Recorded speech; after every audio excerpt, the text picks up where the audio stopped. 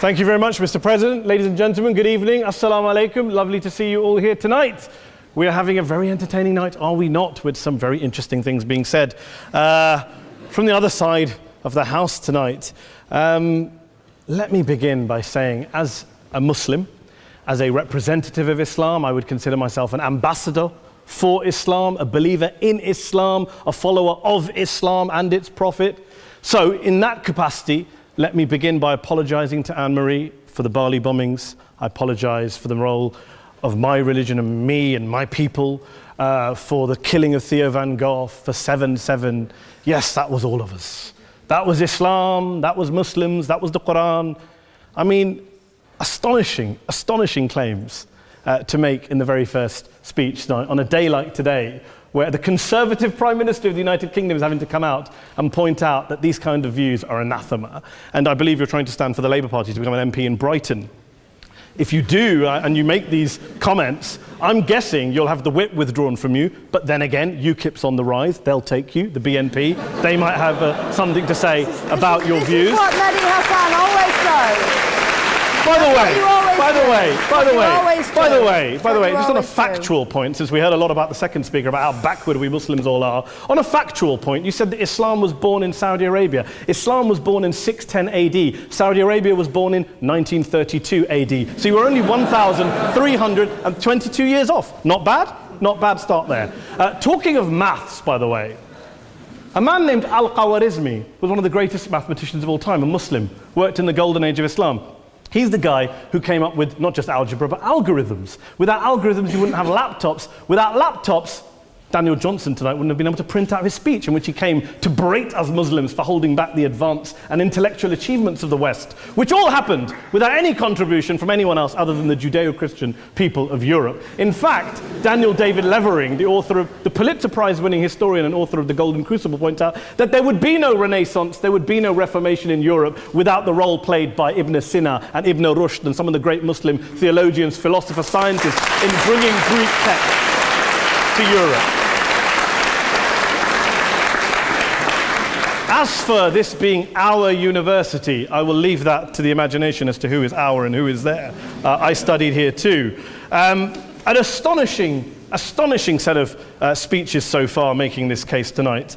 A mixture of just cherry-picked quotes, facts and figures, self-serving, selective, a farrago of distortions, misrepresentations, misinterpretations, misquotations.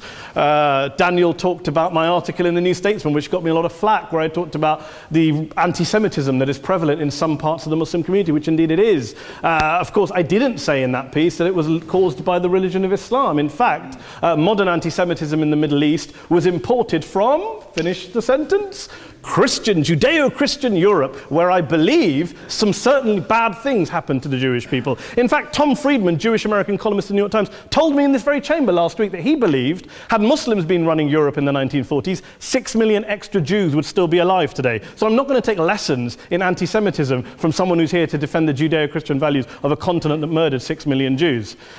Moving swiftly on. Yes. Absolutely. Well, I'm about to make that point. No, I'm about to make that point. You're right. I agree with you. I agree with you 110%. That is my point. I don't think Europe is evil or bad. I'm a very proud European. I don't want to judge Europe on that basis, but if we're going to play this gutter game where we pull out the Bali bombing and we pull out examples of anti-Semitism in the Islamic community, then of course I'm going to come back and say, well, hold on. I mean, look, let's be very clear. Daniel here was a last-minute replacement for Douglas Murray, who had to pull out. And Douglas and I have a well-documented differences, but to be fair to Douglas, as to be fair to Anne-Marie and to Peter, atheists. Atheists see all religions as evil, violent, threatening. What the problem I have with Daniel's speech is that Daniel comes here to write this robust defense of Christianity, forgetting that his fellow Christians, people who said they were acting in the name of Jesus, gave us the Crusades, the Spanish Inquisition, the anti-Jewish pogroms, European colonialism in Africa and Asia, the Lord's Resistance Army in Uganda, not to mention countless arson and bomb attacks on abortion clinics in the United States of America to this very day. I would like a little bit of humility from Daniel first before he begins lecturing other communities and other faiths on violence, terror and intolerance. But, no thank you. Some water.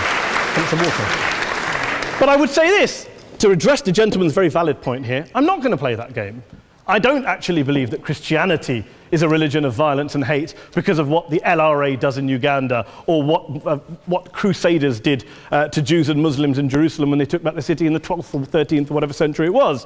I believe that Christianity, like Islam, like pretty much every mainstream religion, is based on love and compassion and faith. I do follow a religion in which 113 out of the 114 chapters of the Quran begins by introducing the God of Islam as a God of mercy and compassion. I would not have it any other way. I don't follow a religion which introduces my God to me as a God of war, as some kind of Greek God of wrath, as a God of hate and injustice. Not at all. As Adam pointed out, you go through the Quran and you see the mercy and the love and the justice. And yes, you have verses that refer to warfare and violence. Of course it does. This is not a motion about pacifism. I'm not here to argue that Islam is a pacifistic faith. It is not.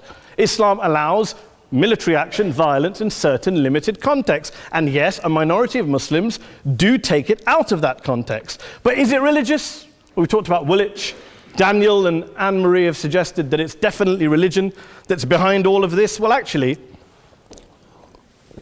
what I find so amusing tonight is we're having a debate about Islam. And the opposition tonight have come forward. We have a graduate in law, a graduate in modern history, a graduate in chemistry. And, you know, I admire all of their intellects and their abilities, but we don't have anyone who's actually an expert on Islam, a scholar of Islam, a historian of Islam, a speaker of Arabic, even a terrorism expert or a security expert or a pollster, let alone to talk about what Muslims believe or think. Instead, we have people coming here, putting forward these views, putting forward these sweeping opinions. Listen to Professor Robert Pape of the University of Chicago, one of America's leading terrorism experts, who, unlike our esteemed opposition tonight, studied every single case of suicide terrorism between 1980 and 2005, 315 cases in total. And he concluded, and I quote, "There is little connection between suicide terrorism and Islamic fundamentalism or any of the world's religions. Rather, what nearly all suicide terrorist attacks have in common is a specific secular and strategic goal to compel modern democracies to withdraw military forces from territory that the terrorists consider to be their homeland." And the irony is, when we talk about terrorism, the irony is that the opposition and the Muslim terrorists, the Al-Qaeda types, actually have one thing in common, because they both believe that Islam is a warlike, violent religion. They both agree on that. They have everything in common. Osama bin Laden would be nodding along to everything he's heard tonight from the opposition side. He agrees with them. The problem is that mainstream Muslims don't. The majority of Muslims around the world don't.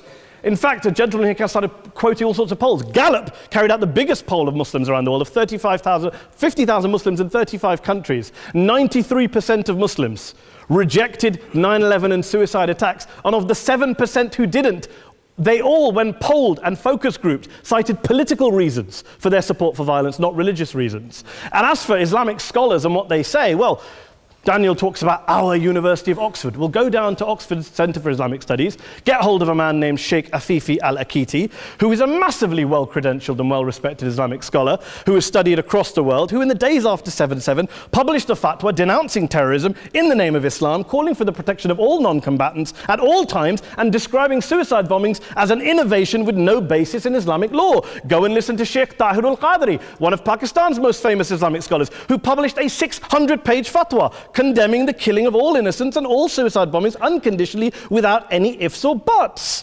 There's nothing new here. This is mainstream Islam, mainstream scholarship, which has said this for years. You don't go out and kill people willy-nilly in the high street or anywhere else, on a bus or a mall, based on verses of the Quran that you cherry-pick without any context, any understanding, any interpretation, or any commentary. Point of information. Please. Well, it doesn't happen apparently. I didn't say it doesn't happen at all. I never said it didn't happen. I don't blame Islam. Yes, it's a very good point. And a lot of us are campaigning against that. And we're campaigning against it in the name of Islam. We're campaigning against it in the name of various interpretations of Islam. Anne-Marie comes and scares us with her talk of Sharia law. I would like to see the book of Sharia law. It doesn't exist. People argue over what Sharia law is.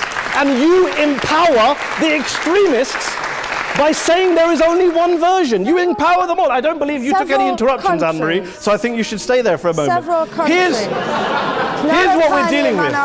Here's what we're dealing with. I took your point. Here we are dealing with a 1400-year-old global religion followed by 1.6 billion people in every corner of the world, a quarter of humanity, of all backgrounds, cultures, ethnicities. And yet the opposition tonight wants to generalize, stereotype, smear in order to desperately win this debate. And here's my question, if we're going to generalize and smear. If, okay, people say yesterday's bombers, and we've got to be careful, there's a trial going on, were yesterday's attackers, motivated by Islam? Big debate. I don't believe they were. Let's say they were. Let's say Faisal Shahzad, the Times Square bomber, was motivated by Islam. Let's assume, for sake of argument, that Richard Reeves, the shoe bomber, was motivated by Islam. If Islam is responsible for these killings, if Islam is what is motivating these people, and Islam is therefore not a religion of peace, a religion of war, then ask yourself this question: why aren't the rest of us doing it? Why is it such a tiny minority of Muslims are interpreting their religion in the way that the opposition claim they are? Let's assume there are 16,000 suicide bombers in the world. There aren't. Let's assume there are for the sake of argument. That's 0.001% of the Muslim population globally. What about the other 99.99% of Muslims who the opposition tonight either ignore or smear? The reality is that the rest of us aren't blowing ourselves up tonight. The reality is that the opposition came here tonight not worried about the fact that me and Adam might pull open our jackets and blow ourselves up tonight because we're followers of a warlike warrior religion which wants to take over Europe and Daniel's university. The issue is this. The issue is this. Unless the opposition can tell us tonight, and Peter Atkins is here, one of our great atheist intellectuals, can tell us tonight, can answer this question tonight: why don't the vast majority of Muslims around the world behave as violently and aggressively as a tiny minority of politically motivated extremists? Then they might as well give up and stop pretending they have anything relevant to say about Islam or Muslims as a whole. Ladies and gentlemen, let me just say this to you. Think about what the opposite of this motion is. If you vote no tonight, think about what you're saying the opposite of this motion is. That Islam isn't a religion of peace, it's a religion of war, of violence, of terror, of aggression. That the people who follow Islam, me, my wife, my retired parents, my 6-year-old child, that 1.8 million of your fellow British residents and citizens, that 1.6 billion people across the world, your fellow human beings, are all followers, promoters, believers in a religion of violence. Do you really think that? Do you really believe that to be the case? They say that in the Oxford Union, the most famous debate was in 1933 when Adolf Hitler looked out for the result of the King and Country motion, where they voted against fighting for King and Country, and Hitler was listening out for the result. Well, tonight, 80 years on, there are two groups of people around the world who I would argue are waiting for the result of tonight's vote. There are the millions of peaceful, non-violent, law-abiding Muslims both in the UK, Europe, Asia, Africa and beyond, who see Islam as the source of their identity, as a source of spiritual fulfillment, of hope, of solace. And there are the phobes, the haters, the bigots out there who want to push the clash of civilizations, who want to divide all of us into them and us and ours and their. Ladies and gentlemen, I urge you all not to fuel the arguments of the phobes and bigots. Don't legitimize their divisions. Don't legitimize their hate. Trust those Muslims who you know, who you've met, who you hear, who don't believe in violence, who do want you to hear the peaceful message of the Quran as they believe it to be taught to the majority of Muslims, the Islam of peace and compassion and mercy, the Islam of the Quran, not of Al-Qaeda. Ladies and gentlemen, I beg to propose this motion to the House. I urge you to vote yes tonight. Thank you very much for your time.